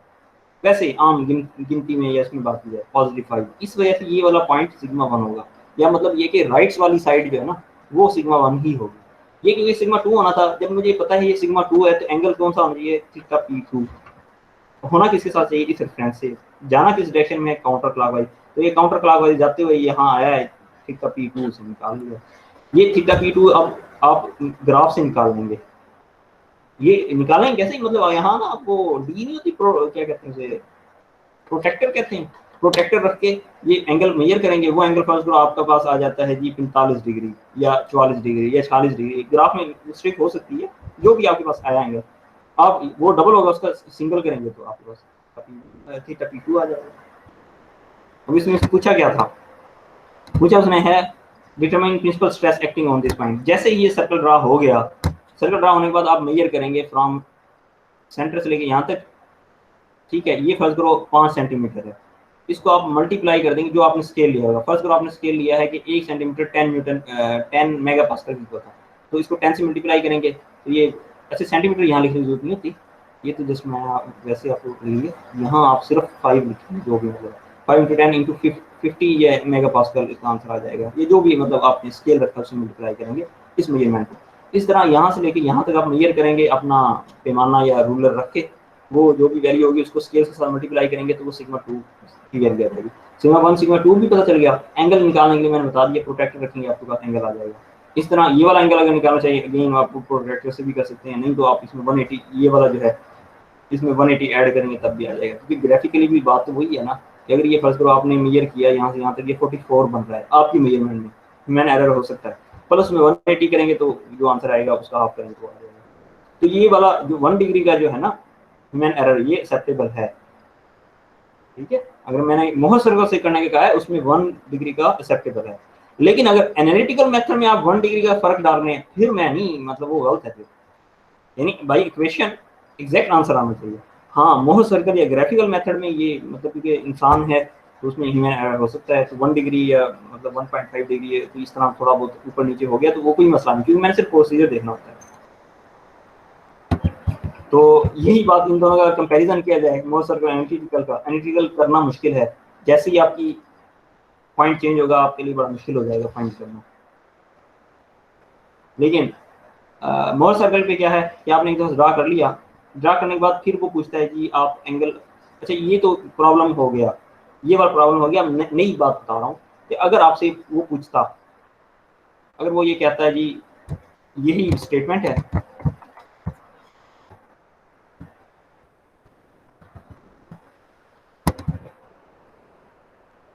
अच्छा यही स्टेटमेंट है, स्टेटमेंट यही है, लेकिन आप फाइंड करें stress at theta is equal to 30 degree, ठीक है, यानी सिग्मा एक्स प्राइम का एक्स प्राइम वाई प्राइम ये निकालना है एट एंगल, इस एंगल पे 30 डिग्री पे। अगर ये पूछा होता तो एनालिटिकल तो आप इक्वेशन पुट करेंगे आपके पास आंसर आ जाएगा।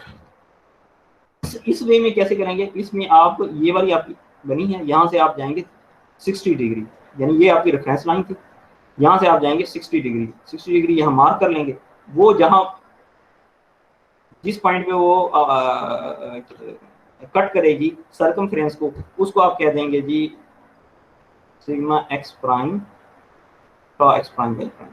तो इसका आप एक्स एक्सिस से अलॉन्ग रीड कर लें, या मतलब सिग्मा एक्सिस से अलॉन्ग रीड कर लें, from this origin to here ये वाली वैल्यू जो है सिग्मा एक्स प्राइम होगी, और फ्रॉम हेयर टू हेयर ये वाली वर्टिकल के अलॉन्ग ये का x prime Y prime value आ जाएगी।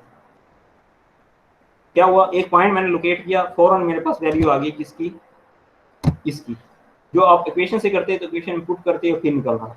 अच्छा इसी क्वेश्चन में वो कहता है अब आप एंगल जो है ना 45 पे भी फाइंड करें।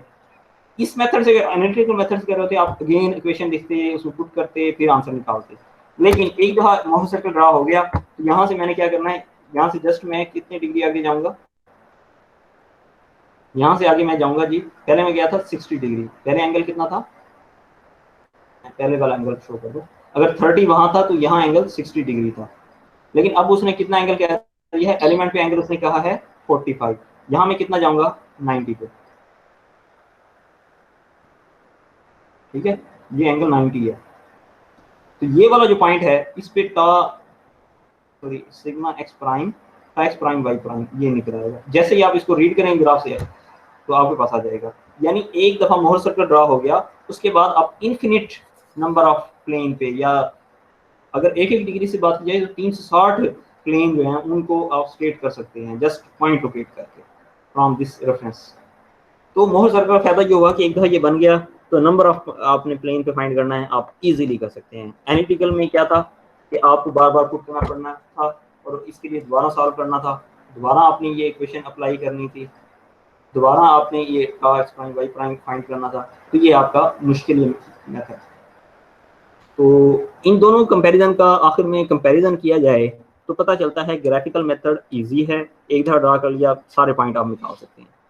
लेकिन नुकसान ये है कि वो एक्यूरेट नहीं होता, उसमें ह्यूमन एरर आ सकता है, एरर पढ़ते हुए एरर आ सकता है, स्केलिंग में थोड़ा सा मतलब पढ़ते हुए एरर हो सकता है। ये है लिमिटेशन मोर सर्कल की। लेकिन अगर आप बात करें इसकी एनालिटिकल मेथड की तो इसका फायदा क्या है, एक्यूरेट आंसर देगा आपको, एक्यूरेट आंसर देगा। और नुकसान क्या है कि आपको जितने पॉइंट्स हैं बार बार वो इक्वेशन अप्लाई करनी पड़ेगी। ठीक हो गया, ये इन दोनों का कंपैरिजन के साथ ये वाला जो टॉपिक है ये कंप्लीट हो गया। ये टॉपिक कंप्लीट होने के बाद इसमें आपका कोई क्वेश्चन हो तो काइंडली पूछ लें।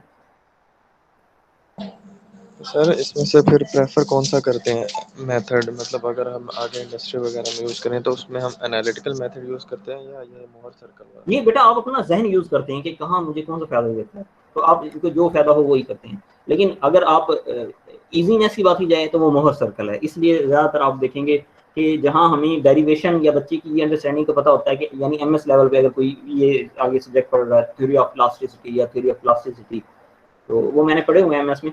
तो अगर उनमें बात की जाए तो वहाँ ना वो बार बार प्रूफ नहीं कराते, ठीक है, वो फिर आगे बात करते हैं ईजी वे में, यानी मोहर सर्कल से बात करते हैं। तो उनका असल काम ये होता है जो उनका मेन टॉपिक जो एमएस में नया पॉइंट है या नई चीज़ है उस पर स्ट्रेस होती है बुक में। तो ये पीछे वाली चीज़ें जो है वो मोहर सर्कल से कर सकते हैं। फिर ये कि मोहर सर्कल ये अभी मैंने बताया है 2D में, 3D में मोहर सर्कल जो है ना वो और भी ईजी होता है। वो कोई इस तरह बन जाता है कि तीन सर्कल बन जाते हैं, एक सर्कल होता है और उसके अंदर दो सर्कल, सॉरी ये बाहर निकल गया, एक सर्कल होता है और उसके अंदर ही दो सर्कल आ जाते हैं। तो ये एक 2D प्लेन है, यानी अगर तीन होती है ना x y और z अगर होती है ना तीन, तो ये अगर x y में है, ये y z में है, तो तीसरा z x में, इस तरह होगा। तो ये जस्ट मोहर सर्कल में आपको ना 3D केस भी डील हो जाता है इजीली। इस वजह से ज़्यादातर आगे जाना मोहर सर्कल को लेकर चलते हैं। लेकिन जहाँ तक इसका है, मैंने बच्चे दोनों क्वेश्चन देने हैं एग्जाम में, मैंने दोनों देने हैं, मोहर सर्कल का और स्पेसिफाई करना है कि मोहर से ही करें, वो आपने सिर्फ मोहर से करना होगा। और ये मैं स्पेसिफाई करूंगा कि आपने एनालिटिकल करना है तो आप सिर्फ एनालिटिकल से करेंगे, तो यहाँ आपको दोनों करने पड़ेंगे। यस, तो सर दोनों में से कोई एक अगर दे दें तो मोहर सर्कल वाला ज़्यादा इजी है।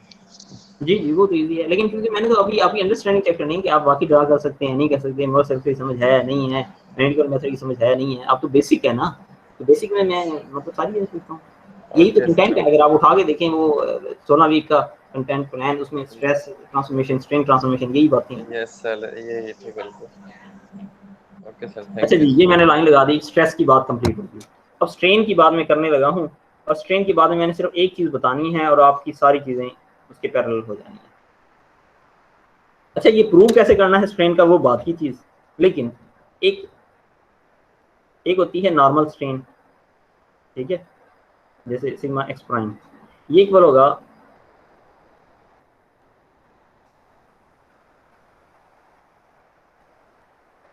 cos 2 थीटा प्लस दूसरी होती थी गैमा, नॉर्मल ये होती थी, गैमा शेयर होती थी, ये शेयर है ये नॉर्मल है, लेकिन है स्ट्रेन, ये स्ट्रेन मैंने यहाँ लिख दिया। तो यहाँ आ जाएगी gamma by 2 into sine 2 theta, ये 10.1 इक्वेशन बन जाएगी। इसमें सिर्फ फर्क क्या है कि जहां जहां सिग्मा था उसको रिप्लेस कर दिया हमने एप्सिलॉन से, और जहां जहां टा था उसको रिप्लेस कर दिया गैमा बाई 2 से, बस ये फर्क है। टोटल स्ट्रेस और स्ट्रेन में टोटल फर्क इतना है कि जिस इक्वेशन में सिग्मा था उसको रिप्लेस कर दिया एप्सिलॉन से, जिस इक्वेशन में टा था उसको रिप्लेस कर दिया गैमा बाई 2 में। तो इसी के पैरेलल दूसरी इक्वेशन जो बनेगी वो बनेगी gamma x prime Y prime, और वो बाई 2 आ जाएगा वो, क्योंकि ये अगर इसकी पैरेलल आप इक्वेशन देखें कौन सी थी, ये वाली थी। तो जो मैंने बताया है टा जहाँ होगा उसको हाफ से कर देना, तो इधर मैंने हाफ लिख दिया है, इंटू ये वाली नहीं आती थी, दूसरी आती थी ये by 2 into sine of 2 theta plus gamma by 2 of into cos of 2 theta. ये 10.2 इक्वेशन आ जाएगी। इनके भी उसी तरह फिर ये आने के बाद फिर आप इनकी भी प्रिंसिपल स्ट्रेन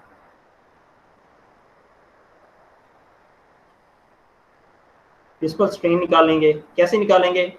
कोई डेरिवेटिव वो दोबारा पुट करना, प्रिंसिपल स्ट्रेन भी निकालेंगे और मैक्सिमम या मिनिमम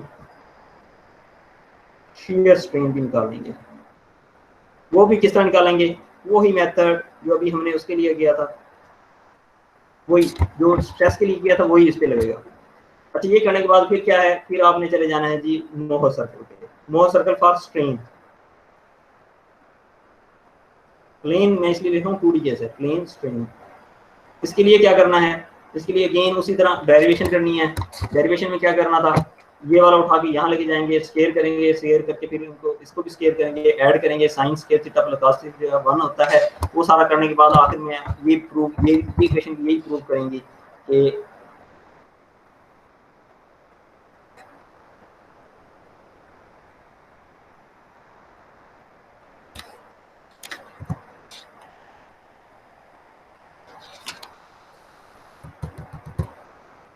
जी शुक्र है।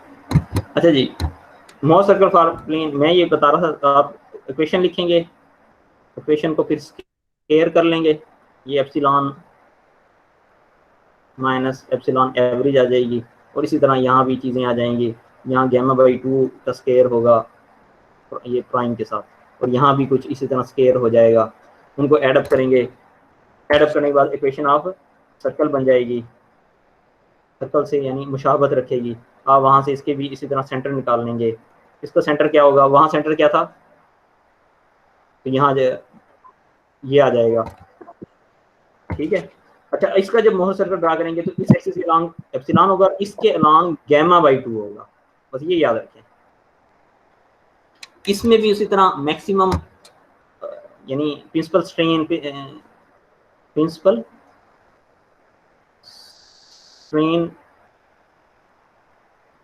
होंगी, इस तरह मैक्सिमम मिनिमम शियर स्ट्रेन होंगी, और इनके करस्पॉन्डिंग जो प्लेन्स होंगी उनको क्या कहेंगे?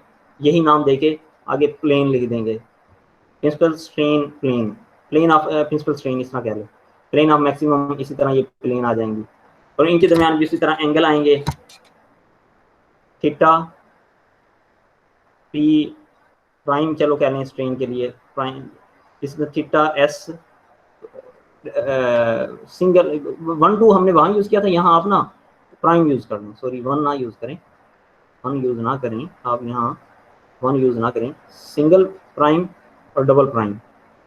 यानी इससे मुझे थीटा P1 जो है ये क्या बता रहा था? प्रिंसिपल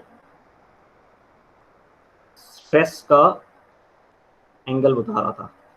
लेकिन थीटा P प्राइम क्या बता रहा होगा? प्रिंसिपल स्ट्रेन का बता रहा होगा। स्ट्रेस और स्ट्रेन का फर्क आपको पता है, का एंगल। तो ये 1 2 था, यहाँ प्राइम डबल प्राइम इस तरह करके, इसी तरह आप वो करेंगे तो मोहर सर्कल भी ड्रा करेंगे, और आखिर में उसी तरह सारी चीज़ें उसके पैरेलल होंगी। बस फर्क ये है कि जहाँ जहाँ का है उसको आप रिप्लेस कर देंगे गैमा बाई 2 से। ये बात समझ आ गई आपको? Yes sir. अच्छा, अगर ये समझ आ गई है तो अब आपने करना ये है, अच्छा ये सिर्फ एक चीज़ रहेगी, सिर्फ एक चीज़, वो ये है जो मैंने आखिरी चीज़ आज के लेक्चर में बतानी है।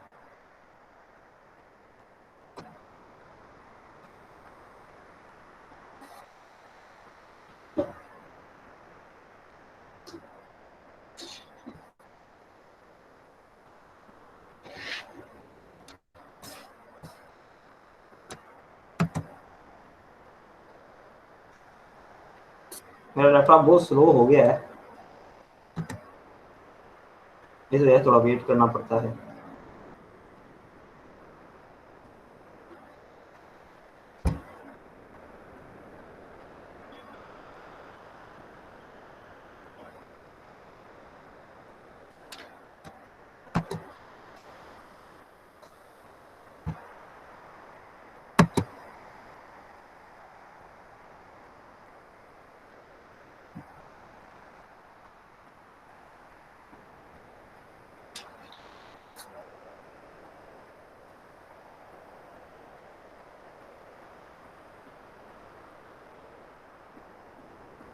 अच्छा, हमारे पास सीआर मौजूद है, अली नवाज।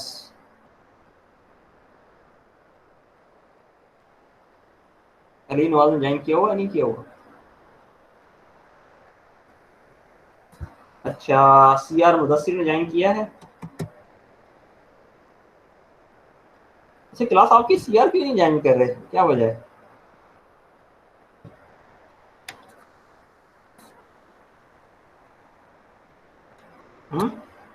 सर पहले ज्वाइन किया हुआ था, अभी इसमें कोई इशू हो पॉइंट गया ऐसा होगा। है जो ना सुनने वाला हो तो छोड़ के चले जाए।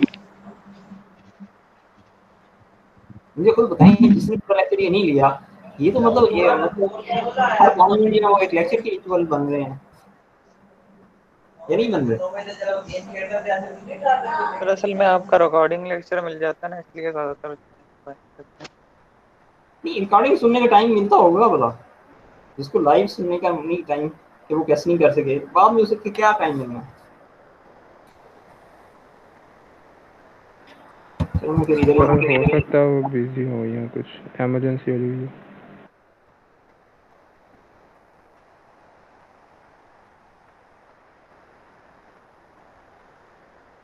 जिसको आप ऑन कैंपस पढ़ते हैं उसको इमरजेंसी नहीं आती, या आती है? अच्छा, मैंने ये देखा है ऑनलाइन में ना टीचर का काम बहुत बढ़ जाता है, और उसकी वजह से फायदा 2 से 3% होता है। आप लोग तो माशाल्लाह अच्छे हैं, आप लोग अच्छा पढ़ रहे हैं, लेकिन वैसे जो मैंने देखा ना ऑनलाइन में, वो बहुत टीचर की मेहनत ज़्यादा होती है। अब जैसे मुझे ये सब वो चाहिए, क्या कहते हैं, राइटिंग पैड चाहिए, चीज़ें चाहिए, नेट हो, बिजली हो, और सारी चीज़ें हों, और फिर मुझे ये भी देखना पड़ता है कि नीचे नेट कनेक्टेड है या नहीं। क्योंकि एक दफ़ा अभी इसी लेक्चर में हुआ था कि मैथ्स मेरा से शायद कनेक्टेड है, लेकिन वो कनेक्टेड नहीं था।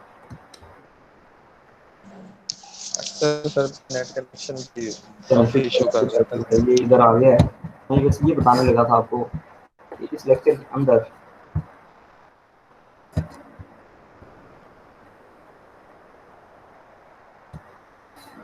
अच्छा, मैं ये बताने लगा था कि इस लेक्चर के अंदर मैंने ये जस्ट इक्वेशन लिखी है, ये वाली, ये इक्वेशन का प्रूफ बताना कि ये प्रूफ कैसे होती है, ये आखिरी चीज़ है आज की। ठीक है, वो मैं यहाँ से बुक से थोड़ा सा हेल्प कोशिश करता हूँ कि आपको बता दूँ।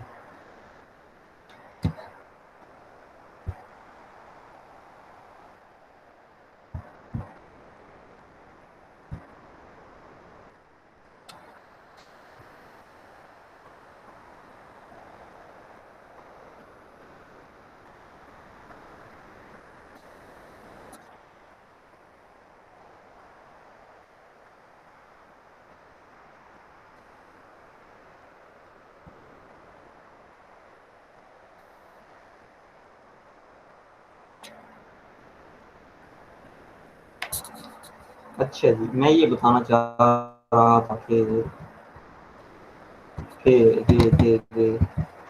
स्क्रीन ट्रांसफॉर्मेशन ये है टॉपिक, इसमें हम जर्नल अगर ड्रा करें, क्यूब ये बनता है, इसको अगर 2D में ले जाएं तो ये बनता है, इसको भी फर्दर अगर हम स्ट्रेन वाइज लिखें तो ये डिफॉर्म होके ये जो एक ये था, क्या कहते हैं इसको, स्क्वायर, ये थोड़ा सा रोम्बस बन जाता है, या रेक्टेंगल अगर है तो वो रोम्बस इस तरह मतलब बन जाता है। इसमें जो ये वाला एंगल है, एंगल में चेंज, ये है गैमा x/2 यानी शेयर स्ट्रेन। और जो इसकी ये लेंथ में चेंज आएगा, जो लेंथ में चेंज आएगा, जैसे ये एप्सिलॉन x प्राइम, इसी तरह ये वाला टोटल अगर देखा जाए एप्सिलॉन x, इसमें ये जो चेंज आया है, ये वाला, ये x के अलॉन्ग ये वाला जो चेंज है, ये बेसिकली एप्सिलॉन x है, और ये वाला जो चेंज है एप्सिलॉन y है। ठीक हो गया।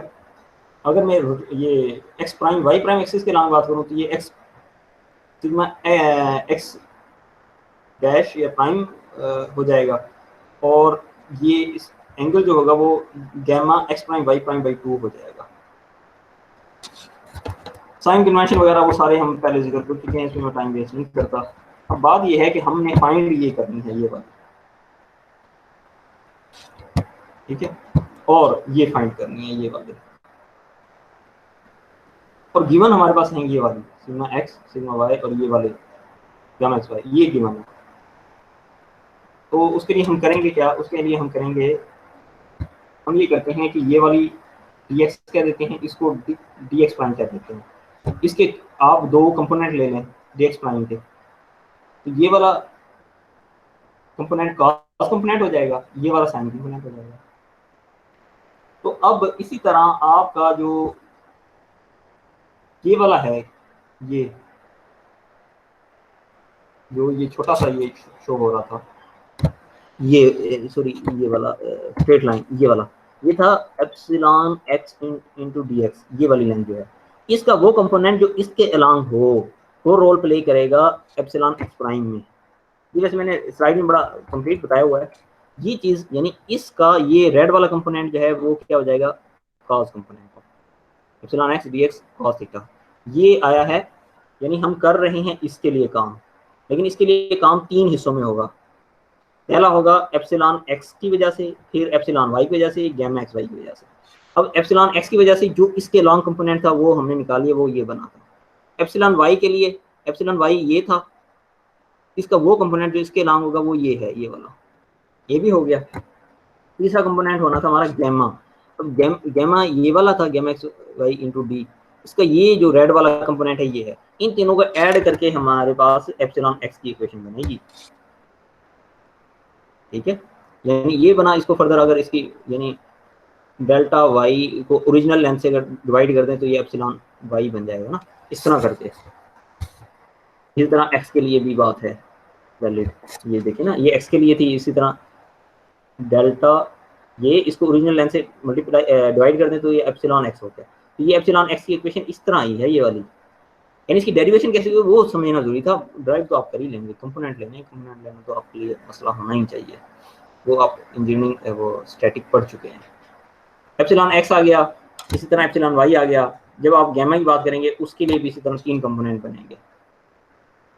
अब हमने रेड वाले कंपोनेंट लिए थे, इसके लिए जिस वक्त हम बात करेंगे तो हम लेंगे दूसरे वाले कंपोनेंट।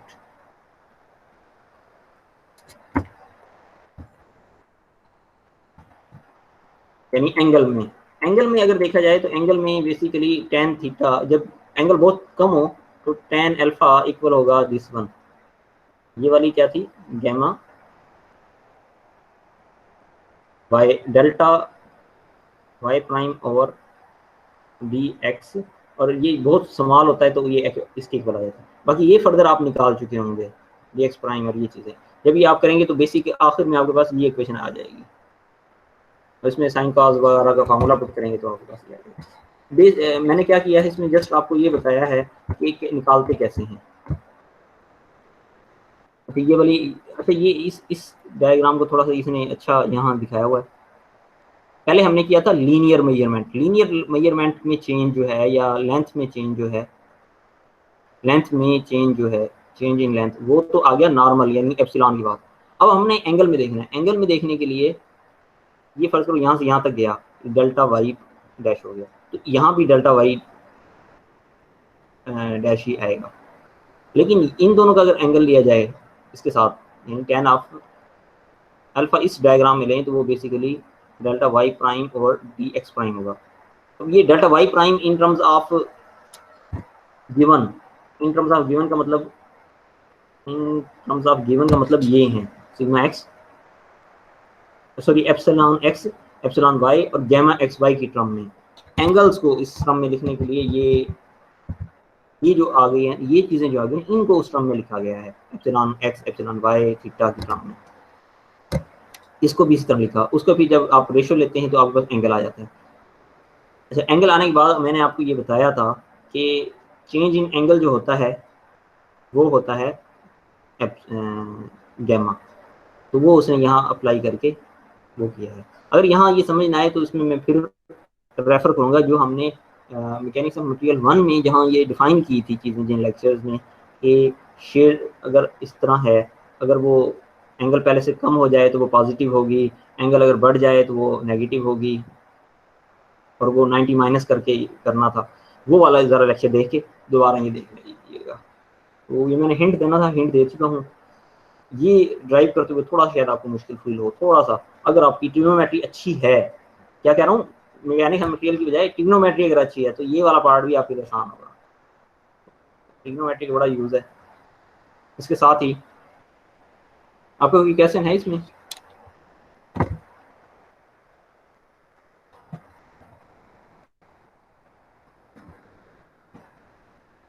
क्या कोई क्वेश्चन नहीं है? ये अच्छी चीज़ है। अब आखिर में मैं ये बता देता हूँ आपको कि इस लेक्चर के बाद हमारे पास स्ट्रेस ट्रांसफॉर्मेशन,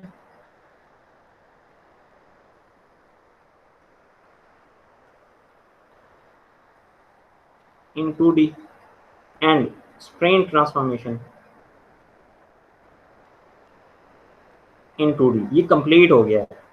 कंप्लीट का मतलब क्या है? लेक्चर, अगर आप मेरी प्लेलिस्ट पे जाएं, लेक्चर नंबर 1 से लेके लेक्चर नंबर 13 तक कंप्लीट हो गया है, कंप्लीट। प्लस पिछला जो मैंने इंटरेक्टिव रखा था, इंटरएक्टिव जो मैंने रखा था 21/4/21 को, और दूसरा आज का इंटरेक्टिव जो है इंटरेक्टिव, ये कितने हो गए? 13, ये 14, 15 लेक्चर कंप्लीट हो गए हमारे। ठीक है, तो आप ये 15 लेक्चर तक सॉल्व करें। अगर आपको कभी ये फील हो कि सर हमसे ये नहीं, आप पहले खुद ट्राई करें। अगर नहीं हो रहा और आप ये समझे कि नहीं जी अब ऑनलाइन सर लेक्चर रखें तभी हमें समझ आएगी, तो फिर मुझे बता दीजिएगा, हम ऑनलाइन सेशन रख लेंगे, उसमें हम आपके मसले हमको टैकल कर लेंगे। Any question? Any question? No sir. अब बच्चे ये है आप लोगों के लिए करने वाला काम है, आज से लग जाएं, इस पूरे वीक में आप ये 15 लेक्चर कंप्लीट कर लें तो मैं कहूँगा कि आप एक शाबाश के मुस्तहिक हैं। किसके मुस्तहिक हैं? सर मिड में यही सिलेबस होगा? जी, मिड का सिलेबस कंप्लीट हो गया, लेकिन क्योंकि हमने MIQ को टच करना था, वो वैसे आपके इंटरेस्ट के लिए हम शायद मैं कुछ छोटे मोटे लेक्चर बना के दे दूं, लेकिन मिड तक का हमारा कंप्लीट हो गया था। बाकी मैं कॉल भी लेता हूँ। सर मिड एग्जाम कब तक होंगे? मिड बेटा 8 वीक बाद होते हैं, आप देख लें कि अब कौन सा वीक चल रहा है। यार 8 से थोड़ा ज़्यादा हो जाए कोरोना की वजह से, तो वैसे तो 8 वीक बाद होता है ना।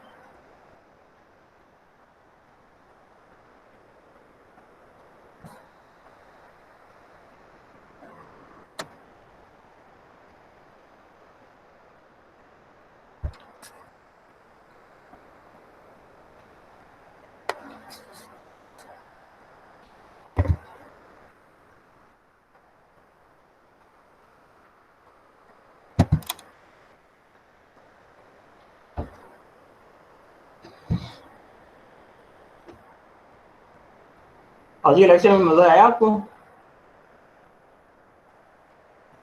या बोरिंग लगा है? नो सर, बोरिंग तो नहीं था, अच्छा लगा, जबरदस्त था लेक्चर। यानी मैंने 15 लेक्चर को एक लेक्चर में समराइज करने की कोशिश की है, ताकि आप जो बच्चे मतलब वो लेक्चर देख चुके हैं उसके बाद सिर्फ वो एक लेक्चर ये देखें, साथ साथ प्रैक्टिस करते जाएं, तो उनके लिए इनफ होगा। लेकिन बच्चे अगर आप प्रैक्टिस नहीं करेंगे तो ये सब्जेक्ट मतलब आपको एग्जाम में बहुत मुश्किल फील होगा। ये पीछे प्रीवियस स्टूडेंट का एक्सपीरियंस है। तो लेकिन ये कि आप इसमें पैटर्न अगर फॉलो कर लें, जैसे मैंने बताया कि स्ट्रेस का ये पैटर्न है, बिल्कुल उसी पैटर्न पे स्ट्रेन है, आप ये चीज़ समझ लें, फिर ये बहुत आसान सब्जेक्ट है, क्योंकि आपने स्ट्रेस पे जो मेहनत की है बस वही चीज़ स्ट्रेन में आनी है, बस एक खास पैटर्न के साथ आनी है कि भाई जहाँ जहाँ टा है वहाँ उसको रिप्लेस कर देंगे हम भाई से। Yes okay sir, no problem. एक मिनट में ये ज़रा कोर्स कंटेंट देख लूँ, आपको कंफर्म कर दूँ कि मिड तक यही है या नहीं। मेरा लैपटॉप इस वक्त बहुत स्लो हो चुका है।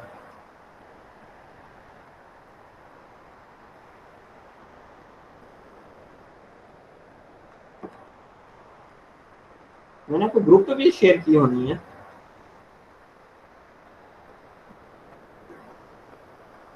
ये सर ग्रुप में शेयर है। शेयर है ना? अगर आप एक साथ देख लें, ये ग्रुप में हाँ है, ग्रुप में शेयर है, और ये मोबाइल पे ओपन भी हो तकरीबन गई है इसमें जी। बच्चे बच्चे बच्चे जी, अगर आप देखें लेक्चर 8 तक है ना, most circles of plane stress है, तो इसका मतलब ये है मिड तक का हम काम कंप्लीट कर चुके हैं। बस बेटा मैंने आप लोगों को एक कंप्लेक्स इंजीनियरिंग प्रॉब्लम की असाइनमेंट देनी है, वो देखता हूँ कि कब देनी है, लेकिन मेरे ख्याल से वो मिड के बाद वाला सिलेबस करने के बाद दी जा सकती है।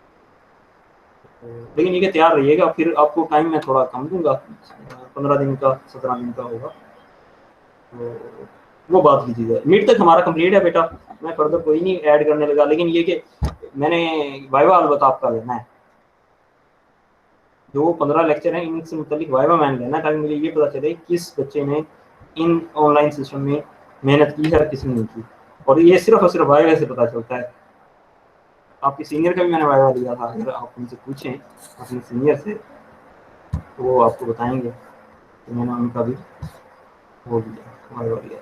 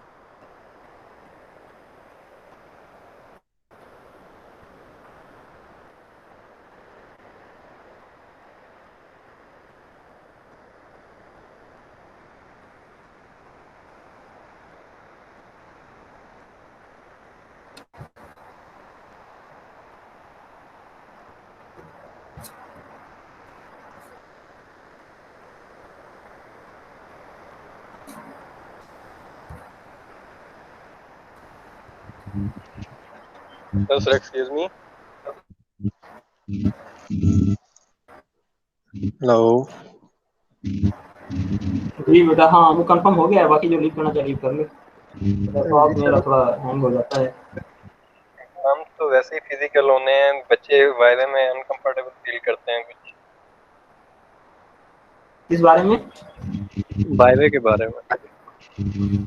बच्चे वाइवा के बारे में जो अनकंफर्टेबल है, इसका मतलब ये है कि वो भी यार मेरे जो है ना, मैं जो चाह रहा हूँ कि बच्चे में जो चीज़ प्रोड्यूस हो उसमें गैस मटेरियल जिस लेवल की आनी चाहिए, वो उसमें शायद अपने आप को कॉन्फिडेंट फील नहीं कर रहा था, वो कोई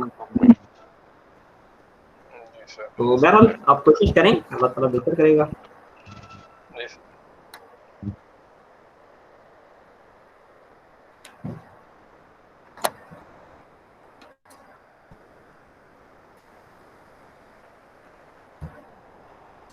ठीक है क्लास, ओके, अल्लाह हाफिज़।